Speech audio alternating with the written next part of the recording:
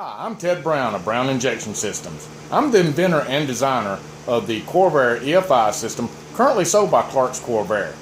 In this lesson, we're going to talk about Tunerpro and its use with the Brown EFI system. You can use Tunerpro in helping installing the system, diagnostic, and tuning using Corvair Live or chipping the system. You want to first get your laptop on the internet and go to tunerpro.net. That's the first place you want to go. And once you get Tunerpro up, you're going to go over to the download section, Tunerpro applications, and you're going to download Tunerpro RT. You want to download this to a location on your laptop that you'll remember where it is and you can access it. A lot of browsers like Chrome will put it in a folder for you. After that comes up, double click on the application and install it. Okay, after you got Tunerpro installed, of course you'll double click on it. It's going to check and see if there's a Ostrich or a Corvair Live ECM hook to it. It's obviously not going to find one at this time. And it's going to give you a nag screen. Now you can pay, and we recommend that you give these people some money for all their good hard work. But otherwise, just hit continue. Once you have continue up, you'll notice there's already a screen there. And this dash was already made by us to get ease in your diagnostics to run the Tunerpro.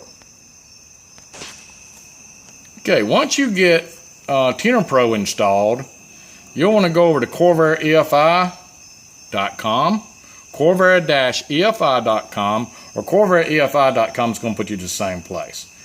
Down on the right hand side where it says downloads, go to downloads, and you will see a Corvair ADX file. This is going to be your dashboard. This will allow you to see the things that you need to see and what the engine's doing. Of course, you right click on that. Maybe easiest just to double click on it and download it to your computer. It's going to be a zip file. So you're going to have to unzip it once it's downloaded to your computer. Obviously, double click on the file, it will unzip, and you want to save this ADX file in a location that you'll remember, because you will be asked for later. Okay, once you get Tunerpro installed, the next step is to load the ADX file. This is the file you downloaded from CorvairEFI.com. You put it in a place that you said you would remember. So we put ours in a directory called 161.96.395, which is the type of ECM. We go down to where it says AFR1 ADX, double click, and it creates a dash. Then we go up to the right, top right, and it says show dash data. Now you have the dash that you kind of see that we've had on other demonstration videos. Now all this does is give you a view of the data that's going to be coming from the engine. And our next step is to hook up the data cable. Now when we hook up the data cable, I actually recommend that you close all your pages, right click on the My Computer. This is Windows 7, but XP will be very similar. Go to Advanced Settings and what are Device Manager. You're wanting to see the COM ports. So we click down to where it says COM ports. You'll notice you may already have some COM ports in there. Notice I've got COM port 20 and 21. I'm now going to take my ALDO cable and plug it into my USB. And at this point, a COM port's going to open up. Now we got COM port 16. So now we're going to remember COM port 16. We can close these. We're going to go to Tunerpro. Go to Tools, Preferences. Go over to where it says Data Acquisition. Notice it should say Tunerpro Acquisition I/O Interface. Configure a component. Now, in a lot of cases, it will pre-load the open COM port. But in this case, you can see it's COM port 5, which doesn't exist. And we said to remember COM port 16. Now, what you can do before you even go much further is it will let you test. If it says cable found and functional, you are 99.9% already there.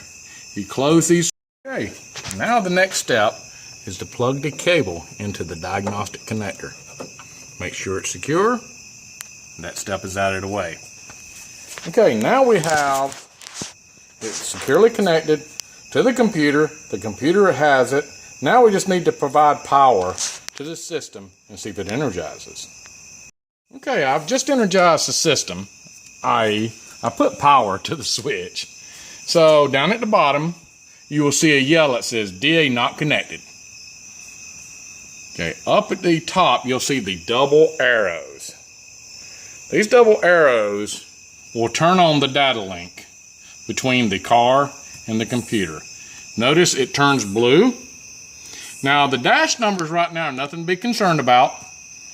They're the biggest thing that we're looking at right now is the data connected is blue, and if it ever turns back yellow, you can hit those left and right arrows and it should bring it back into sync.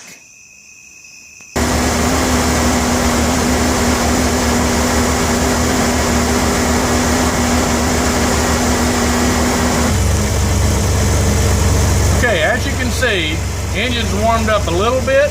It's still not at operating level. That would be around 180 to 220 degrees, but the idle will continue to drop. Now, one of the most significant things to look at is this map sensor.